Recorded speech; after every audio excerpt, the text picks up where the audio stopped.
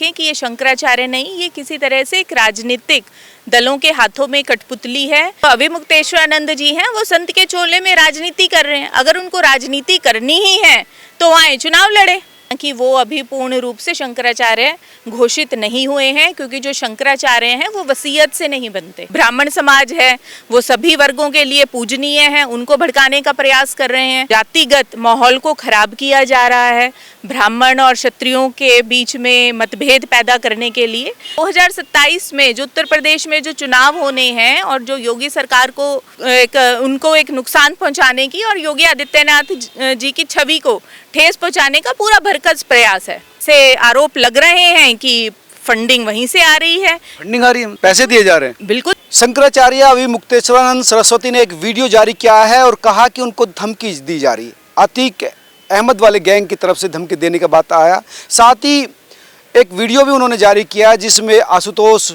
महाराज एक पुलिस अधिकारी के साथ हैं जो इस केस को देख रहे हैं। मेरे साथ बात करने के लिए सुप्रीम कोर्ट की सीनियर एडवोकेट और आशुतोष महाराज की लीगल वकील रीना जी। रीना जी, ये जो मामला सामने आया है जिस केस को आप हैंडल कर रही है, पुलिस अधिकारी केक काट रहे हैं आशुतोष महाराज के साथ, तो वहाँ न्याय की उम्मीद कैसे की जा सकती है? देखिए, जो वहाँ पे जिसकी बर्थडे पार्टी बन रही है वो एक अलग विषय है, और दूसरा ये कि भाई वो कितना पुराना वीडियो है, तो यहाँ पे तथ्यों को देखना होगा। और ऐसा नहीं है कि उसको एक न्याय प्रक्रिया से जोड़ करके देखना चाहिए। वो कह रहे हैं कि भाई जब आप पुलिस अधिकारी उस समय के कारण दोनों के बीच दोस्ती है, ना तो उनके खिलाफ केस कर सकते वो, ना उनके खिलाफ लीगल एक्शन ले सकते, और यहाँ पर जो है अनजस्टिस होने की संभावना ज़्यादा है। नहीं, देखिए ये जो है ये बिल्कुल ही गलत है। और दूसरा यहाँ पे ये देखना होगा कि भाई जो मुकदमा दर्ज हुआ है वो पुलिस ने डायरेक्ट नहीं किया है। मुकदमा जो दर्ज हुआ है वो न्यायालय के आदेश के बाद हुआ है। तो ऐसा नहीं है कि किसी अधिकारी ने मुकदमा दर्ज किया। और हाँ, दूसरी बात ये है कि भाई देखिए, अगर पुलिस स्टेशन है, वहाँ पे किसी अधिकारी का जन्मदिन का उत्सव बन रहा है और वहाँ पे अगर कोई मौजूद है, तो इसका मतलब ये नहीं है कि आपस में किसी का कोई साठगांठ है। एक और मामला लगातार अभिमुक्तेश्वरानंद सरस्वती जी से मैं जब मिला था तो मैंने कहा था कि इतना द्वंद्व क्यों है, योगी जी भी संत हैं, आप भी संत हैं। बोला हमारा कोई द्वंद्व नहीं है, कोई झगड़ा नहीं है, बस हमारी लड़ाई गाय रक्षा पर है, सुरक्षा पर है। उत्तर प्रदेश में जिस दिन ये शासनादेश जारी हो जाएगा कि गाय सुरक्षित है, गाय नहीं कटेगी, तो हम तो माला पहना के उनका स्वागत करेंगे। कहाँ कट रही है उत्तर प्रदेश में गाय? आपने पूछा उनसे? हाँ, मैंने पूछा, वो कह रहे कि सिर्फ कागजों पर बंद है। ऐसा कुछ भी नहीं है। उत्तर प्रदेश में 2017-18 से गो हत्या पर संपूर्ण प्रतिबंध है, और जो धाराएं हैं वो बहुत ज़्यादा कठोर हैं, और ये बिल्कुल दुष्प्रचार है। और अगर एक तरीके से हम ये देखें कि ये शंकराचार्य नहीं, ये किसी तरह से एक राजनीतिक दलों के हाथों में कठपुतली है। और दबी आवाज़ में तो कुछ लोग ये भी कह रहे हैं कि समाजवादी पार्टी की तरफ से इनकी फंडिंग हो रही है। और रही बात गौ हत्या को लेकर की, या फिर गौ माता को राष्ट्रमाता का दर्जा देने की, गौ हत्या पे प्रतिबंध लगाने की, तो तथाकथित शंकराचार्य महोदय बंगाल में जाकर के गोहत्या को क्यों नहीं रोक रहे? केरला में जाकर के क्यों नहीं रोक रहे? उत्तराखंड में जहाँ पे डेमोग्राफी बदल रही है वहाँ पे हिंदुओं का संरक्षण क्यों नहीं कर रहे? ये बार बार जो यात्राएं उत्तर प्रदेश से किस लिए निकालना चाह रहे हैं? और दूसरा, जिस तरीके से एक जातिगत माहौल को खराब किया जा रहा है, ब्राह्मण और क्षत्रियों के बीच में मतभेद पैदा करने के लिए, तो इस मामले में तो स्वतः पुलिस को खुद भी एफआईआर दर्ज करनी चाहिए, और माननीय सर्वोच्च न्यायालय का आदेश है।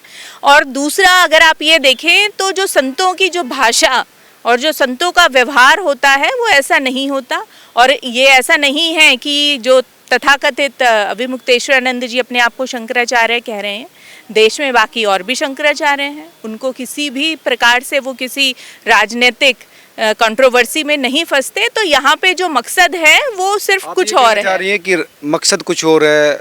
अखिलेश यादव जो समाजवादी पार्टी प्रमुख है, उनके मतलब इशारे पे ये काम हो रहे हैं। मैंने ये सवाल उनसे पूछा था कि आप पर ये आरोप लगते, उनका कहना भाई हमने कब कहा कि अखिलेश को वोट दो, हम तो गाय की बात कर रहे हैं, गौ सुरक्षा की बात कर रहे हैं। जिस दिन वो रोक देंगे उस दिन हम माला पहना के स्वागत करेंगे।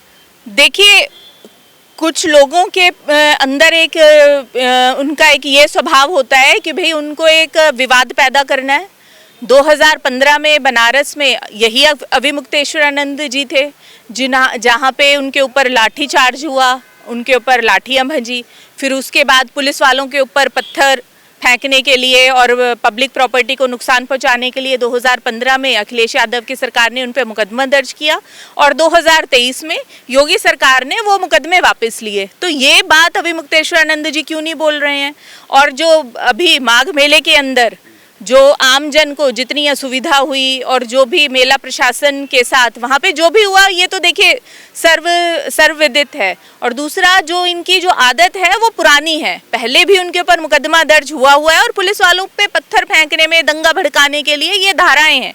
इन्होंने खुद अपनी तरफ से एफिडेविट दिया है और उसमें साथ सभी चीज़ें FIR की कॉपी लगाई है।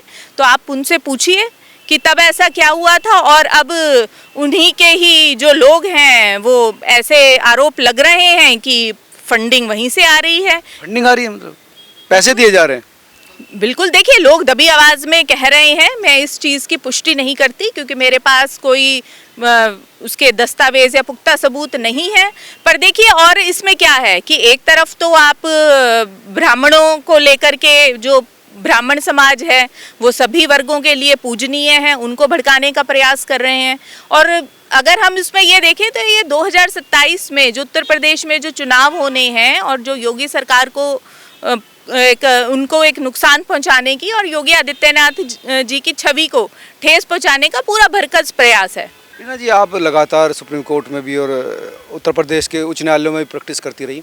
दोनों संत हैं तो बैठकर क्यों मामला, रास्ता क्यों नहीं निकल पा रहा है? इतना द्वंद्व क्यों? अगर दोनों ही इतने उच्च लेवल के संत भी हैं और बड़े पहुंचे, तो इनके बीच में तो द्वंद्व तो मुझे लगता है सनातन के लिए नुकसानदेह होगा। देखिए, जहाँ तक एक नागरिक के तौर पे अगर हम इन चीज़ों को देखते और समझते हैं तो मुझे नहीं लगता कि योगी आदित्यनाथ जी की तरफ से कुछ ऐसा हुआ है कि उन्होंने कभी अभिमुक्तेश्वरानंद स्वामी जी का अपमान किया हो। और यहाँ पे जो अभिमुक्तेश्वरानंद जी हैं वो संत के चोले में राजनीति कर रहे हैं। अगर उनको राजनीति करनी ही है तो आए चुनाव लड़े, तब खुलकर राजनीति करे ना। तो शंकराचार्य के नाम का पद का क्यों दुरुपयोग कर रहे हैं? कि बटुकों के साथ मारपीट हुई है, हमारे साथ अभद्रता की गई है, वो बिना राजनीतिक इशारे पर तो हो नहीं सकती शंकराचार्य के साथ। देखिए, ये बिल्कुल तथाकथित, ये बिल्कुल आरोप वाला वो है। और दूसरा ये कि शायद वो एक पूरा एक हंगामा क्रिएट करने के लिए ही माघ मेले में इस तरीके से आए थे। और दूसरा देखिए, जो चीज़ें हैं सर्वविदित हैं। जब माघ मेला हुआ, क्या वो अकेले संत थे? और किसी संत ने क्यों कहीं पे शिकायत नहीं दर्ज करी? किसी और संत को कोई तकलीफ क्यों नहीं है? कितने अखाड़ों के महामंडलेश्वर आए थे, कितने शंकराचार्य आए थे, तो सिर्फ एक अभिमुक्तेश्वरानंद को क्यों तकलीफ हुई? और उन्होंने खुद कहा कि जब प्रशासन ने उनको एक सेट टाइम दिया, प्रोसेस एक बताया कि यहाँ से होकर के आपका जो भी कॉन्वॉय गुजरेगा, तो वो उसके खिलाफ क्यों गए? क्योंकि उनका जो पर्पस था वो एक क्लियर था। और दूसरा, बटुकों को लेकर के क्यों आए हैं? बटुकों को आपने आगे क्यों कर दिया? बटुक तो साथ चलते ही ना, वो तो प्रोसीजर, बटुक साथ चलेंगे शंकराचार्य। तो देखिए, जो अगर बटुक चलेंगे तो आप फिर बटुकों की चोटी किसने खींची? आप अभद्रता क्यों कर रहे हैं? तो पुलिस प्रशासन के लोगों ने, पुलिस पर आरोप है कि चोटी खींची, लाठीचार्ज हुई। वहाँ पे अगर कहीं पे लॉ एंड ऑर्डर सिचुएशन को मेंटेन करने के लिए पुलिस ने अगर कोई कदम उठाए तो वो एक लॉ एंड ऑर्डर का विषय है। अब आप यहाँ पे ये देखिए कि किसी और संत के साथ, किसी और शंकराचार्य के साथ, किसी भी और आदमी के साथ किसी भी प्रकार की कोई घटना नहीं हुई। कि पूरे माघ मेले में क्या सिर्फ इन्हीं के लिए बैठे थे? ये कौन से VVIP हैं? तो आपका कहना था कि गौ हत्या बंद है पूरी तरह से? बिल्कुल, वो कह रही छुपे हुए चल रहे हैं, सिर्फ कागजों में छुपी हुई चल रही है, एक्सपोर्ट हो रहा है। और हमारा गुस्सा, हमारा जो एफर्ट्स है वो सब इसकी वजह से ही है। देखिए, ऐसा कुछ भी नहीं है। ये सिर्फ एक राजनीतिक वो है कि जब उनके पास कोई मुद्दा नहीं रहा तो आप ये बोल रहे हैं। और कहीं पे भी गौ हत्या नहीं हो रही है, संपूर्ण प्रतिबंध है। और जो बूढ़ी गायें हैं उनको भी काटने पे पूर्ण रोक है। कानून बना हुआ है 2018 से। अगर आप चाहें तो मैं उसकी PDF भी आपसे शेयर कर दूं। एक धमकी दी जा रही है कि अतीक अहमद का जो गैंग की तरफ से या कुछ इस तरह की, उनको 3 दिन में मारने की, अतीक की तरह कांड करने की, मतलब इस तरह की धमकी भी, उनकी जान के खतरा भी बताया जा रहा है। देखिए, ये अगर किसी की जान को खतरा है या किसी ने धमकी दी है तो ये बहुत ज़्यादा गलत है और दुर्भाग्यपूर्ण है। और ये जांच का विषय है। पुलिस को इस मामले में जांच करनी चाहिए कि ये क्या वाकई में धमकी मिली है। और अगर मिली है तो पुलिस को बिल्कुल जो अपराधी है उसको पकड़ना चाहिए। और लॉ एंड ऑर्डर का सिचुएशन है तो बिल्कुल उस पर कार्रवाई होनी चाहिए। आप आशुतोष महाराज की वकील हैं। आशुतोष महाराज ने जो आरोप लगाए हैं, कोई स्वीकार नहीं कर रहा कि शंकराचार्य इस तरह के कार्यों में लिप्त हो सकते हैं या इस तरह की, तो कि उनको फंसाने की कोशिश की जा रही है। आशुतोष महाराज उनको फंसा रहे हैं। देखिए, आशुतोष महाराज ने कोई आरोप नहीं लगाए। आरोप जो लगाए हैं वो बच्चों ने आरोप लगाए हैं कि उनके खिलाफ यौन शोषण हुआ है। और जो कोर्ट के आदेश के बाद वीडियो, जो भी कोर्ट ने जो भी एविडेंसेस देखे, उसके बाद एफआईआर दर्ज हुई है। और ऐसा नहीं है कि जो पुलिस के पास सीधा बच्चे गए या फिर जो इन्फॉर्मेंट गया, ऐसा नहीं हुआ है। पुलिस ने कोर्ट के आदेश के बाद एफआईआर दर्ज करी है और ये जो मामला है ये जांच का विषय है। ट्रायल अभी चल रहा है। ट्रायल चल रहा। मैंने उनसे पूछा था कि तो उन्होंने भी कहा कि नहीं, ये सब झूठे आरोप हैं, फर्जी आरोप है। नहीं, देखिए, वो ये क्या कहेंगे कि हाँ ये सब सही है। अगर देखिए, अगर उनके अंदर थोड़ा सा भी संत का व्यवहार होता तो ऐसे आरोप लगने के बाद वो एक बड़प्पन का परिचय देते। और जो शंकराचार्य के, हालांकि वो अभी पूर्ण रूप से शंकराचार्य घोषित नहीं हुए हैं, क्योंकि जो शंकराचार्य हैं वो वसीयत से नहीं बनते। ये कोई प्रॉपर्टी या पुश्तैनी प्रॉपर्टी या किसी की खरीदी बेची हुई प्रॉपर्टी तो है नहीं जिसकी वसीयत बन जाएगी। और उनके गुरु भी ज्योतिष पीठ के शंकराचार्य थे या नहीं थे, वो मामला भी सर्वोच्च न्यायालय में लंबित है।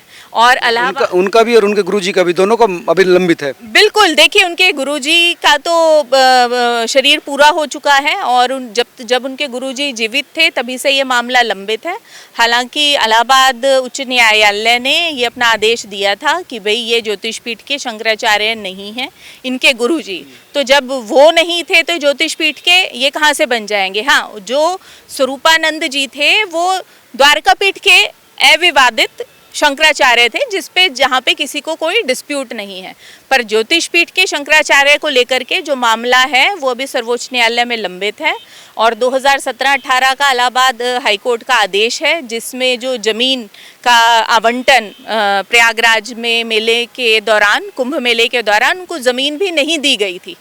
प्रशासन ने उनको मेला प्रशासन ने ज़मीन नहीं दी थी, जिसके खिलाफ की वो ज्योतिष पीठ के शंकराचार्य के रूप में उनको, बिल्कुल ज्योतिष पीठ के शंकराचार्य के रूप में उनको ज़मीन अलॉट नहीं हुई थी। और जिसके खिलाफ वो इलाहाबाद उच्च न्यायालय में आए थे। और इलाहाबाद उच्च न्यायालय ने भी यही कहा कि भाई आपको ज़मीन अलॉट नहीं की जाएगी क्योंकि आप ज्योतिष पीठ के शंकराचार्य नहीं हैं। उनके गुरु को भी, जब गुरु ही नहीं थे तो वो कहाँ से हो जाएंगे। और जो उनका आधार है ये कहने का कि मैं शंकराचार्य हूँ, कि मेरे गुरु ने वसीयत में लिखा है। अब जो बाकी जो उनके डिसाइपल्स थे उन्होंने उस चीज़ को चैलेंज किया हुआ है कि भाई जो शंकराचार्य का पद है वो किसी वसीयत से नहीं बनता, ये एक धार्मिक पद है। और अगर इतने बड़े पद पे, हिंदू सनातन धर्म के इतने बड़े पद पे अगर कोई बैठता है तो उसकी जो नियुक्ति है वो वर्षों से हो जाती है और फिर उसकी वैसे उसको शिक्षा दी जाती है और उसका जिस तरीके से, जिसको हम ये कह सकते हैं कि ट्रेनिंग होती है। तो यहाँ पे जो शंकराचार्य का जो पद है वो अपने आप में ही अभी विवादित है।